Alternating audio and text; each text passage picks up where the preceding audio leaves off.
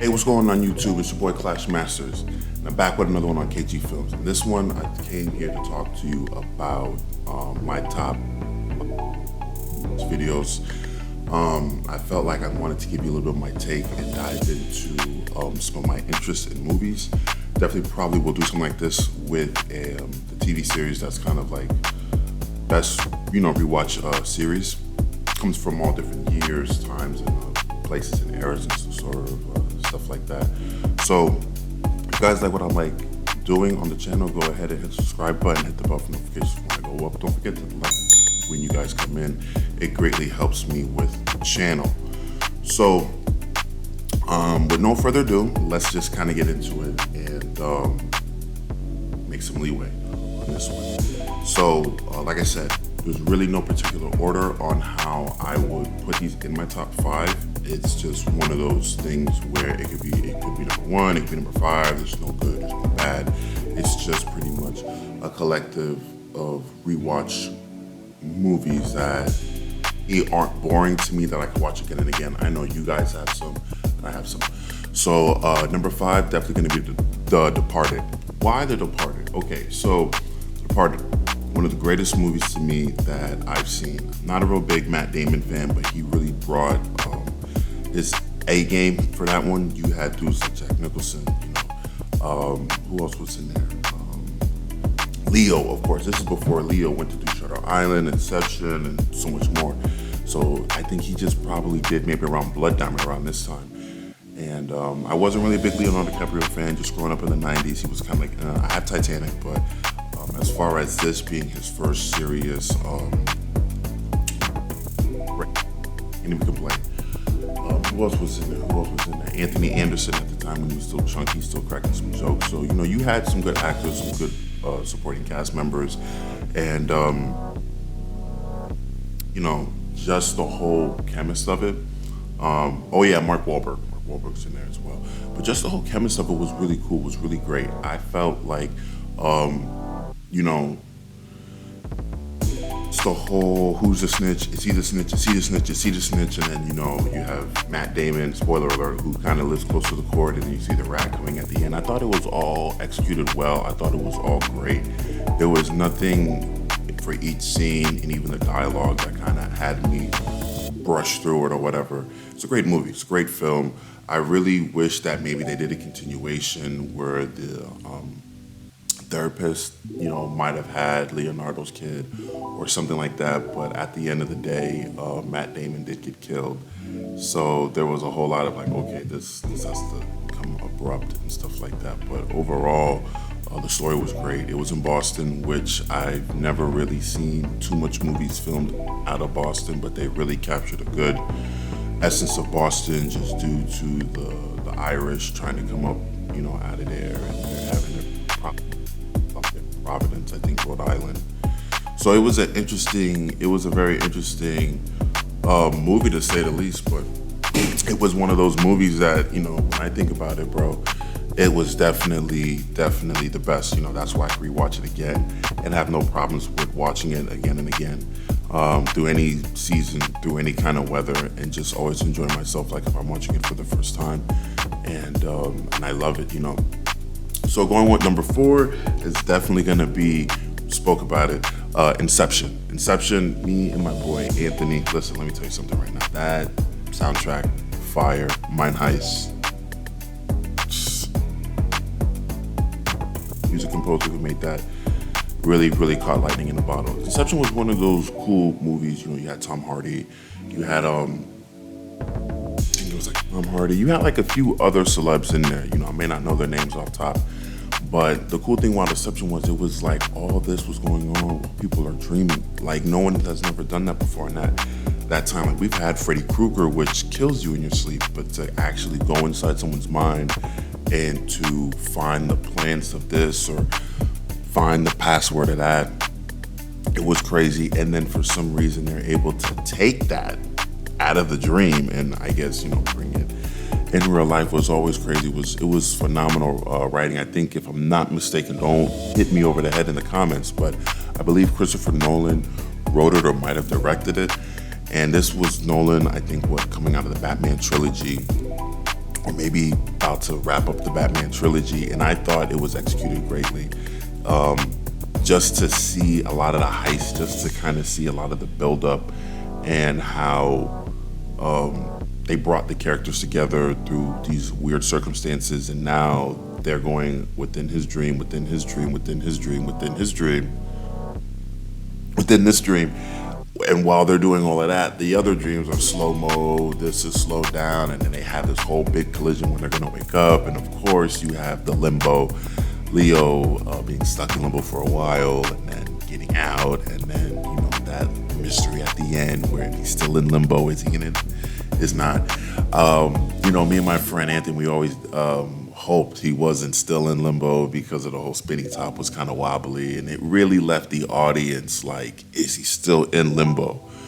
I hope he's not in limbo, because he did all this shit, got his friend out, and went to see his kids, and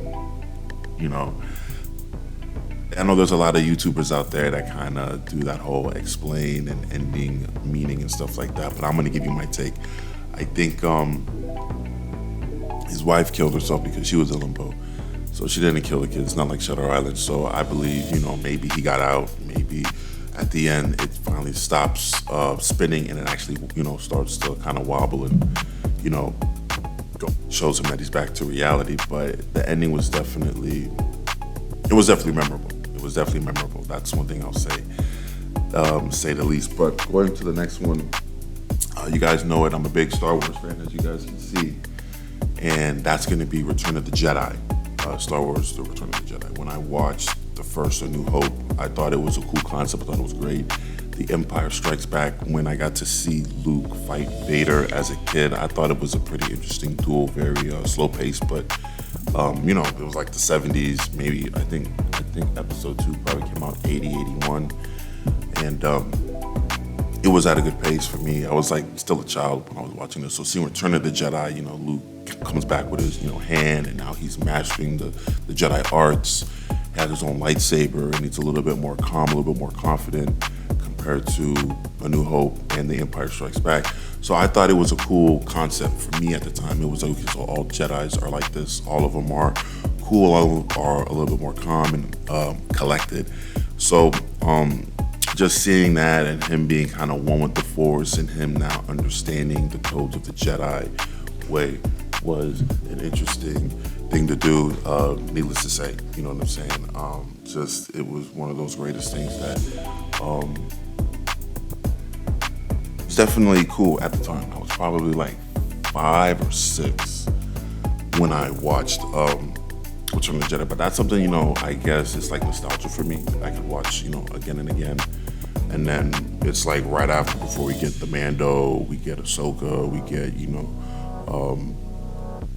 sequel trilogies, so I think that one definitely holds a special place in my heart, where I could always rewatch it again.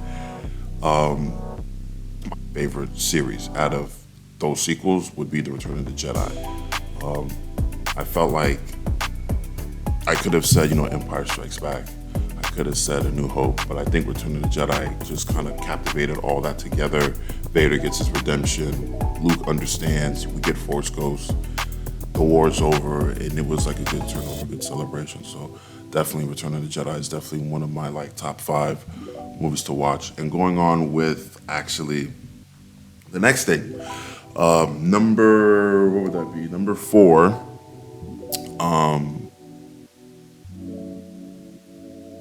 To the Future, number 2. I'm a big Back to the Future fan. If you guys didn't know, the DeLorean, one of the coolest things ever. We got to see it as a time machine, and it's an iconic vehicle now. It's crazy. Like, that company's no longer around.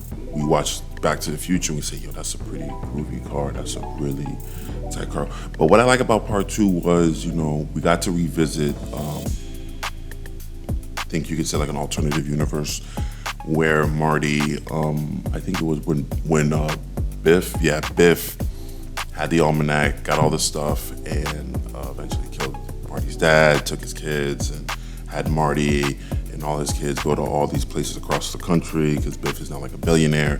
Doc Brown, I think, got into an asylum for talking about time traveling and stuff like that. So it really showed like a grim time if Biff won the almanac. Like, think it was like Sun Valley or something like that, Spring Valley, going into chaos, disarray, and Biff being like this billionaire around all this slumness. It was crazy, but it was really dark. It was cool to see the future up to 2008, maybe 2009, but I'll probably have to edit it somewhere over here. But I think it was interesting to see Marty's kids, Marty being old, Marty being fired, and it was kind of like, even still then when he was a kid, growing up and being an adult, now you have this guy still being peer pressured after all these years, got a home, got a job, and got a family, and like he's still being able to have these things that trigger him, the whole chicken concept. And I felt like they could have dived into a little bit more, and they kind of did in part 3, but I felt like, I guess that's going to be his character through and through. He doesn't turn down no challenge. He doesn't back down from nothing, which is good. He really showed courage. But you got to know when to hold him, when to fold him, and like bigger stakes are at risk, And seeing him get fired because I guess Needles peer pressured him to do this and do that, and then his boss found out was interesting. But then to see how the future would have looked like, flying cars and making pizza almost out of nothing. It was interesting. It was very interesting to say the least. But Back to the Future 2 is definitely one of my favorites of all time, go-tos. I could watch that any day, any weather, any whatever, The special effects for that time was still cool, still dope. I'm not saying it still holds up, but it's nostalgia. So with nostalgia, it can kind of get away with a lot of things. It's really one of those think that we've got that had experience with time travel that now we kind of see in shows and other movies. You go back in time, fix the timeline, go back to your timeline, and pray that everything's still intact. There's nothing that's wrong, nothing that's out of place. Everything is still moving fluidly, like nothing happened. The only thing that I like that changes are the people who go back in time. Marty learns a little bit of a valuable lesson. Jennifer learns a valuable lesson. And Doc Brown learns to keep on traveling. But also he learns a valuable lesson and also his fate, which is ironically cool. Do I think Doc's a madman? Yeah, but in a good way, not in a bad way. Not like to take over the world and all that other stuff. But I do like that. There's always a message with that movie. There's always, when they come out the other side, there is growth, there is a little bit more evolution because they had to deal with the past, or they had to deal with the future. Then they have to go back to their past, and it's an alternative, an alternative past. Then, they got to go back further to the past because I think he went back to 1955. So you start to see like 2 does its own thing, but then they go back to the first one, which I thought was cool. And you see like part 2 Marty meeting part 1 Marty, and he can't bump into him because then it'll cause like this whole, explosion and stuff. So he has to do things to sneak around, and I thought it was a cool way of pretty much them I don't know if they did reshoots or what, but to kind of have the Marty we're currently watching while the Marty in the second one is still playing and doing what he did in the first one, but now they've incorporated a couple new shots to be like, hey, see, he was there, he was doing that, or hey, this is what happened from this perspective, and that Marty didn't intervene. So when I'm watching 1, it's like 2 already happened. You know what I'm saying? We're just not seeing it from part 2 Marty's perspective all the way, and I thought it was cool. And just to kind of see it go, I think, from all the way when he even goes back in his timeline, then he goes back to his main timeline after he gets, rid of Biff and stuff like that with the almanac. Really showed a lot. Well, no, he didn't go back in his timeline yet. I'm sorry. He goes back in his timeline from 1 that's in 2. But in 2, he stays at 1955. Okay, yeah, like I said, a whole lot of time travel. It's a little bit wonky, a little bit twisty, and I forgot that. But there's a few hiccups. It's all good. There's a few hiccups. But yeah, part 2 is definitely, it was good. It was executed great. I think jumping into 3 had me more excited to see what would 3 be like and how 3 would be. And of course, 3 was really good. 3 to me wasn't the weakest. I think that at the end, it broke my heart like it probably did a lot of your guys' heart, seeing the DeLorean be destroyed. But Doc Brown always talked about destroying it is one thing, but for us kids, seeing it being hit by a train was kind of like, oh man, like I was sad, bro. I ain't gonna lie. Like I think I still got the DeLorean Universal, but just seeing that man destroyed, just it really hurts. It really hurts. It's an iconic car, but seeing it today, it's like we could all live out our dream. We could all rent the Back to the Future car for events and stuff like that. We could sit in it. We could be next to it. It's a nostalgic car. It's an iconic car. It's up there with I think Knight Rider and stuff like that. So it's definitely one of the one of the goats. But Back to the Future Part 2, I've given it long enough. It's one of my greatest movies that I love to watch, and I have nothing bad to say about it. It's something that I had to put on this list and let you guys know, share some of my insight with it. So going to the last but not least, I'm a big superhero fan. I kind of talk about it on my Blue Zipper podcast.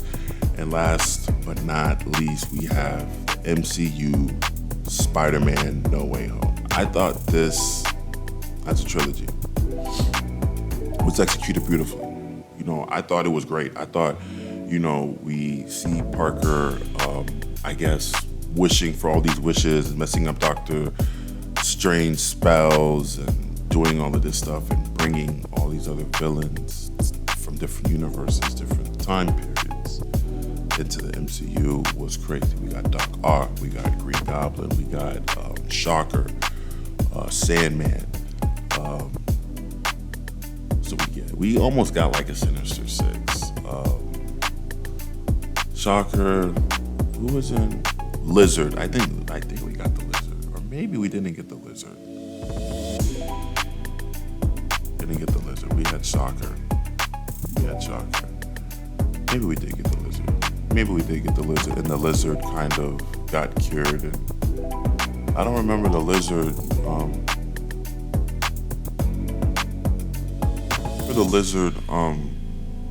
Being at the end, but I could be wrong. I'm just saying that because I felt like it felt like a Sinister Six, kind of like What If, because you had all these villains. Because Toby had 3 villains, and then they brought those, and then Andrew Garfield had 2 villains. They didn't bring in Kid Goblin. They brought in Shocker, and then he had Lizards. That's 5. With that, you could kind of do a Sinister Six because Parker didn't have like his own personal villain because Vulture was locked up. Mysterio put the blame on him. So you kind of didn't have a 6, villain, but we had like a Sinister Six moment with the other Spider-Mans. Now, what I thought was cool was to have the return of Andrew Garfield in the MCU and see him a little bit more mature, a little bit more different was cool. And then we had the OG man, Toby, the double OG man, the one who kind of kicked off the Spider-Man live action franchise. I thought it was cool seeing him being the older Peter Parker, the wiser Peter Parker, and seeing some of the stuff that he did showed that he's matured, he's aged, he's a vet. I think it's one of the reasons why we want those Spider-Men to come back, because we want to know what they've been doing. We want to know what's been like with Toby, what's been going on with Andrew. Is he ever gonna get a trilogy? But if not, you could tell us this is what he's been doing as Spider-Man. He didn't have a Mary Jane. He had a Gwen Stacy. When she died, maybe he found this person.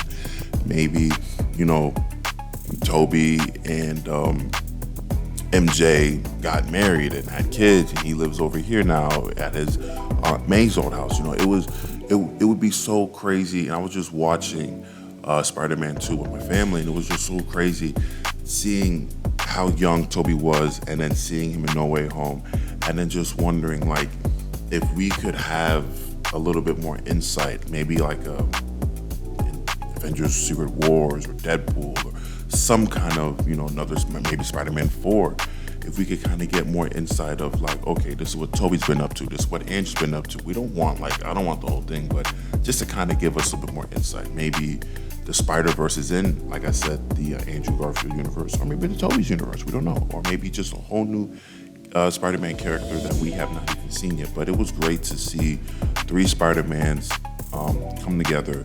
3 different outfits, 3 different styles, 3 different types of banter, but you could kind of see, like when Tom Holland came in Civil War, he did kind of have that Toby, he did kind of have that Andrew hybrid mixed with him when he first debuted, with the jokes, with some of the combat and banter and witness. You could kind of see that. And as he took his own thing, it elevated. It kept going up, it kept going up, it kept going up. So I thought that was very cool. I thought that was great to see. And that's just something that having them all come together, having that moment of brotherhood was definitely cool. It's definitely dope. And you know,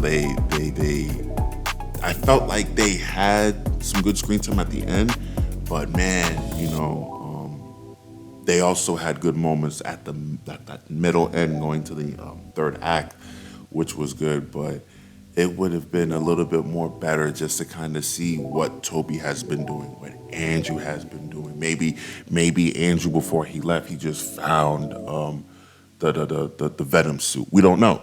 Anything could be open for a good storytelling. But it was great, man. It's one of those movies that I enjoy the most, man, and that's why it was like my number 1, 5, however you want to do it. But you know, that's pretty much the best of the best. You know, that's one of my top 5 movies to watch.